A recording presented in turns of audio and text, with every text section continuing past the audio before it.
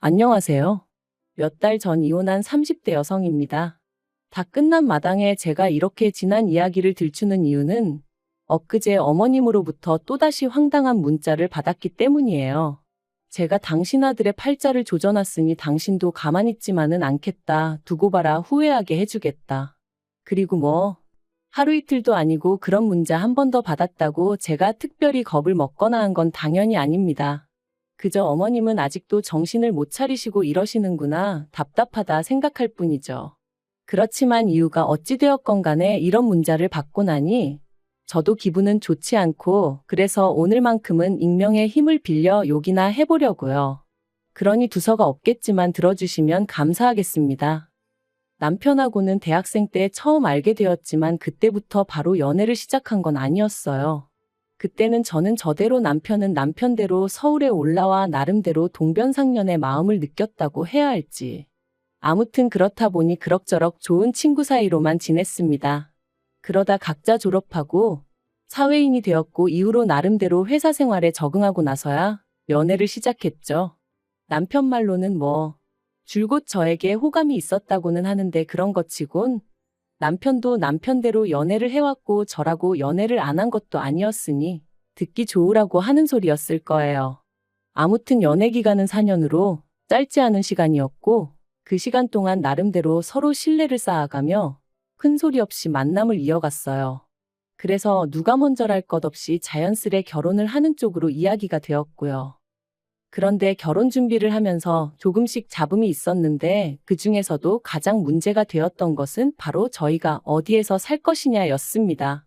남편과 저는 지방에서 올라왔고 그렇다 보니 각자 자취를 하고 있었거든요. 그리고 자취하던 동네는 걸어서 15분이면 닿을 만큼 가까웠고요. 하지만 직장은 서로 정반대 방향에 있다 보니 그림으로 그리자면 서로 양옆으로 뻗어나가는 모양새였고, 그래서 신혼집을 구할 때도 저는 원래 저희가 자취하던 그 동네 근처에 구하면 좋을 것 같았습니다. 그럼 둘 중 누구 한 명이 더 고생을 해야 할 필요도 없고 적어도 출퇴근 문제에 있어서는 크게 달라질 일이 없겠다 싶었거든요. 그런데 이 이야기를 들으시곤 어머님께서 그런 건 그렇게 정하는 게 아니랍니다. 누가 더 많이 버는지를 봐야 한다는 거였죠. 그러면서 돈을 더 많이 버는 사람한테 덜 버는 사람이 맞춰주는 게 상식적으로 맞는 일이라고 계속해서 남편 직장이 있는 동네에 자리 잡기를 강요하시는데, 솔직히 이때는 어이도 없고 비록 결혼을 엎어야겠다는 생각까지는 못했어도 어머님이 고집이 보통이 아니시구나, 얽히면 안 되겠다, 그 정도 생각은 들더라고요. 그리고 결혼 준비 과정에서 알게 된 것이 남편은 어머님 고집을 꺾지 못한다는 거였습니다. 사실 남편이라고 해서 가만히 보고만 있던 것은 아니었거든요. 어머님한테 연봉이랑 사는 데랑 무슨 상관이냐? 연봉이 적으면 덜 피곤하냐? 그러면 신우는 편의점 아르바이트 하면서 겨우 그 돈 벌어오는데 그럼 걔는 하나도 안 피곤한 거냐? 하지만 어머님은 그런 남편에게 왜 가만히 있는 여동생을 끌어들이냐고 욕이나 잔뜩 하셨지. 당신의 논리가 틀렸다는 건 결코 인정을 하지 않으셨어요.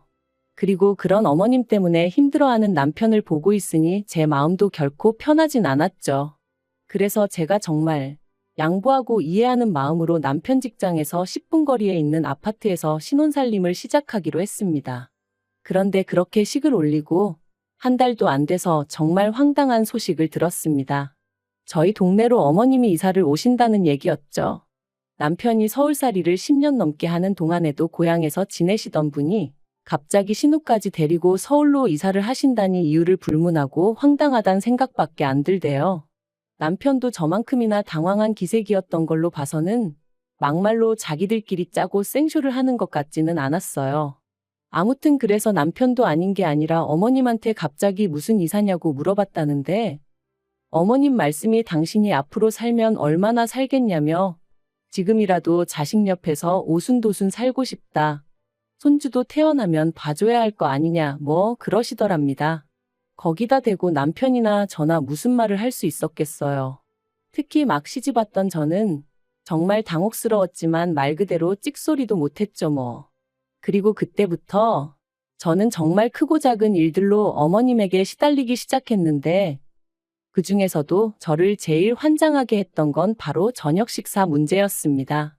어머님이 하도 고집을 부려서 제 통근 시간이 늘어난 건데 어머님은 그런 건 안중에도 없으셨는지 왜 제가 남편보다 퇴근이 항상 늦는 거며 그래서 당신 아들이 제때 저녁을 못 먹지 않냐고 얼마나 잔소리를 해대셨는지 몰라요. 일주일에 두세 번 그것도 꼭 연락도 없이 멋대로 식사 시간에 찾아오셔서는 당신도 한 끼 얻어먹고 가려고 왔다 하시면서 말이죠. 그런데 그런 상황이 자꾸 반복되니까 솔직히 저도 화가 나대요. 막말로 제가 전업주부도 아니고 둘이 맞벌이 하는 거 뻔히 하시면서 왜 자꾸 저만 들들 볶으시나 싶은 게. 그래서 남편더러 앞으로 저녁 시간 되면 당신이 어머님 댁에 가서 얻어먹고 오라고 했어요. 어머님 말씀대로 10년 넘는 세월 동안 떨어져 지내다가 이제라도 가까이 지내게 되었으니 옆에 끼고 밥도 챙겨 먹이시고 하면 좀 좋겠냐고요. 그랬더니 남편이 저더러 너도 참 그렇다 하는데 이때 처음 남편이 완벽하게 제 편은 아닌가 하는 생각이 들더라니까요. 그리고 더 웃긴 건 그렇게 남편이 몇 번 가니까 어머님이 저한테 더 심하게 화를 몇 번 내시더니 급기야는 이렇게 가정에 소홀할 거면 회사를 관두랍니다. 결혼했으면 아내의 역할이 우선시 되어야 한다면서 말해요. 그래서 이때 남편하고 정말 대판 싸웠어요.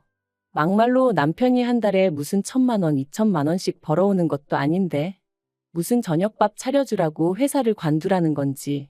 그래서 제가 남편한테 어머님 정말 이상하시다. 당신 여지껏 혼자 사는 동안 저녁식 사가지고 이러신 적 없다면서 왜 결혼하고 나니까 이러시냐. 신경 쓰이고 서운하다 그랬습니다. 그랬더니 남편은 남편대로 아무리 그래도 그렇지 자기한테 어머님 뒷담화를 하냐면서 제 편은 안 들고 어머님만 감싸고 들었거든요. 그러니 안 싸울 수가 있었겠냔 말이죠. 그래도 이 싸움 덕분에 이후로 남편 저녁 식사 문제는 제 손을 떠났습니다. 저는 어차피 저녁은 샐러드 정도로 가볍게 먹는 사람이라서 남편하고 저녁을 같이 안 먹어도 크게 문제될 게 없었거든요. 그리고 이때만 하더라도 어머님이랑 남편이 좀 얄미운 게 전부였지 이혼까지 생각한 건 아니었어요. 이후로 1년 반 정도 별탈 없이 살았습니다. 남편도 저도 서로에게 작은 불만들이 있긴 했지만 부부 생활에 위협이 될 만큼 큰 건 아니었어요. 어느 다른 부부들과 별반 다르지 않았달까요. 그리고 그런 와중에 제가 이직을 하게 되었습니다. 다니던 회사보다 월급도 훨씬 많이 주고 직급도 높여준다는 곳으로 말이죠. 딱 한 가지 문제였던 건 지방에서 근무를 해야 한다는 거였는데 솔직히 지방이래봤자 당장 저희 사이에 아이가 있던 것도 아니었으니 까짓거 필요하면 이사해야지라고 단순하게 생각한 게 사실이에요. 그런데 이 얘기를 들으신 어머님께서 어떻게 남편 직장이 서울인데 아내 직장이 지방이라고 그쪽으로 이사를 하냐 하시대요. 그래서 어머님이 저희 결혼할 때 연봉 높은 사람한테 맞춰주는 게 상식이라고 하시지 않으셨냐? 이제 제가 남편보다 연봉이 무려 2,500이나 높아졌다 그러면 당연히 저한테 맞춰줘야 하는 거 아니냐 했어요. 그런데 어머님이 그건 경우가 다르답니다. 어쨌든 저는 아내니까 아내가 남편에게 맞춰주는 게 맞는 거라나요? 황당했지만 솔직히 어머님이 이런 식으로 나오실 거라고 예상을 못한 건 아니었어요. 그래서 그냥 어이가 없어서 웃었습니다. 그리고는 그럼 뭐 어쩔 수 없지 않냐고 주말부부 해야겠다고 했더니 저더러 제정신이냐셨죠. 하지만 결국 상황은 제 말대로 흘러갔어요. 남편 또한 저를 따라 지방에 내려가는 건 내키지 않는다고 했고 그렇다고 제가 이직을 안 할 생각도 없었으니까요. 그리고 제가 먼저 말을 꺼내기도 전에 남편이 먼저 그럼 주말부부로 지내는 건 어떻냐고 묻길래 못 이기는 척 그러자 했죠. 솔직히 아예 걱정이 안 되었던 건 아니에요. 하지만 막상 주말부부로 지내보니까 생각만큼 나쁘지는 않더라고요. 일주일에 하루 이틀밖에 못 보니까 다투는 시간도 아깝게 느껴졌고 그래서 서로 더 배려하고 상냥하게 대해주게 되었으니 오히려 연애 때로 돌아간 기분까지 들더라니까요. 하지만 제3자나 마찬가지인 어머님께서 말 그대로 난리를 치셨습니다. 처음에는 생활비를 이유로 잔소리를 하셨어요. 멀쩡한 집을 놔두고 왜 새 살림을 차리냐면서 이러면 생활비도 2배로 들고 그래서 돈은 언제 모으느냐고요. 하지만 막말로 당신이 하는 말이씨가 안 먹힌다 싶으셨는지 결국 진짜 속내를 드러내셨습니다. 남자 혼자 일하고 살림하고 어떻게 그러고 사냐면서 저더러 요새는 KTX 니머니에서 다니는 열차도 많고 환승도 잘 되어 있다는데 조금만 부지런 떨고 왔다 갔다 하면 되는 걸 지 남편을 호랩이 만들었다고 타박을 하셨거든요. 하지만 어머님 말씀대로면 KTX로만 왕복 4시간이고 그걸 타러 왔다 갔다 하는 시간까지 더하면 하루에 거진 6시간을 통근에 써야 하는데 그게 정말 부지런 떤다고 될 일인가요?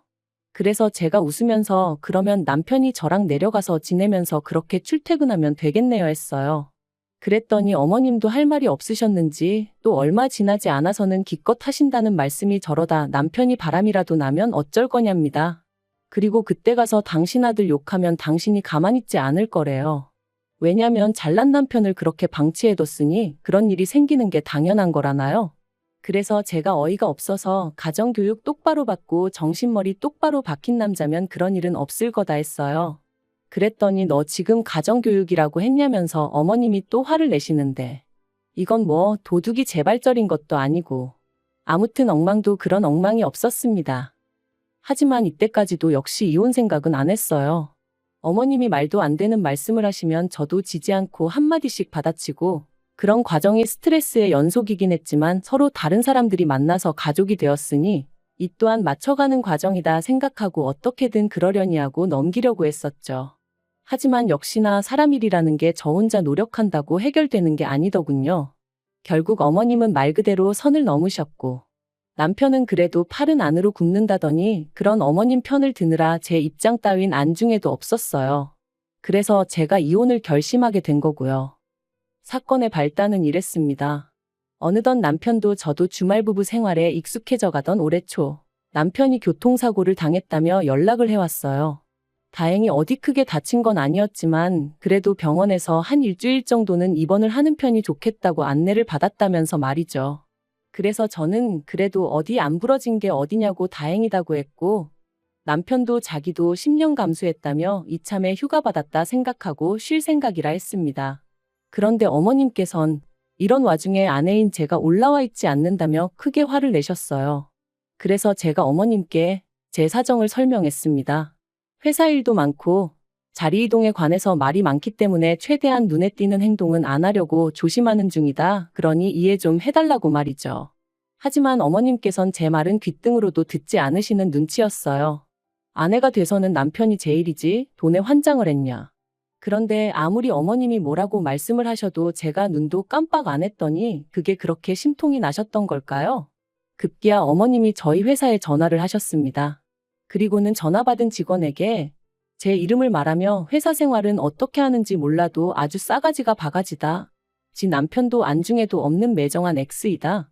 사장한테 말해서 회사에서 잘라달라 그래야 지 본분에 충실해질 것 같다. 그런 말씀을 하셨다대요.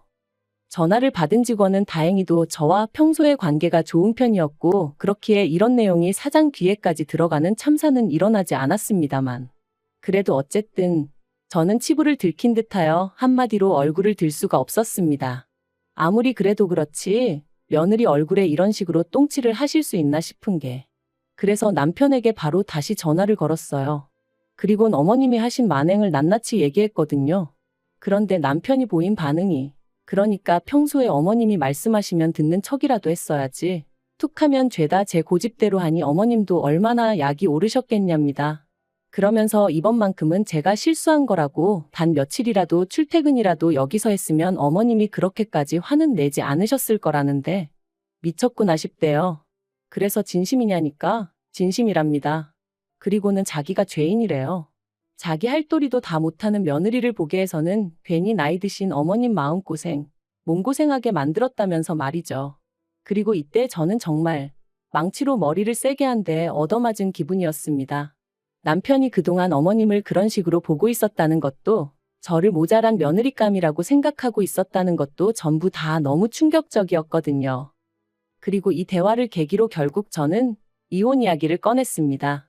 나는 그래도 열심히 한다고 했는데 당신이나 어머님은 매번 불만 불평뿐이고 이제 지겨워서 더는 못 들어주겠으니 당신이랑 어머님이 서로서로 손과 발이 되어 살면 되지 않겠냐. 불청객은 빠져주겠다 했죠. 그리고 남편은 이런 제 이야기를 듣고는 처음엔 말도 안 되네 어쩌네 해대더니 얼마 안가 그러자 하더군요. 어차피 주말 부부로 지내는 한 사이가 회복되긴 어려울 것 같다면서 말이에요. 그리고 저는 이게 남편이 꼭 저를 겁주는 것처럼 들렸어요. 이혼하기 싫으면 회사 때려쳐. 우리 엄마 말 좀 잘 들어 뭐 이런 식으로요. 그래서 더더욱 남편이 싫어졌고 이혼의 확신을 갖게 되었죠. 결혼 기간도 짧고 아이도 없어서 이혼을 결심하고 나니 나머지 일은 정말 빠르게 진행되었습니다. 집 정리하고 남편은 어머님하고 신우가 사는 집으로 들어갔고 저는 뭐 크게 달라진 건 없었네요. 아, 그런데 웃긴 건 이혼 이후로 걸핏하면 어머님한테 연락이 와요. 하루는 잘 생각해보라 구관이 명관이다 뭐 그런 말씀을 하시기도 하고 또 하루는 너 하나 때문에 내 아들 인생도 내 인생도 다 꼬였다. 전부 다 물어내라 그런 말씀도 하시고 솔직히 보고 있으면 웃겨요. 도대체 며느리란 존재를 뭐로 생각하셨던 걸까 싶어서 말이죠. 옆에 끼고 아무 때나 부려먹을 수 있는 하녀? 아니면 뭐 어머님 대신 어머님 아들 어르고 걷어먹일 유모? 뭐 그 정도로 생각하신 건 아니었는지. 아무튼 언제가 됐든 신우가 시집가면 신우는 꼭 어머님 뜻대로 살길 바라려고요. 저는 이대로가 좋아서 제 방식대로 잘 살 테니 걱정 안 하셔도 됩니다.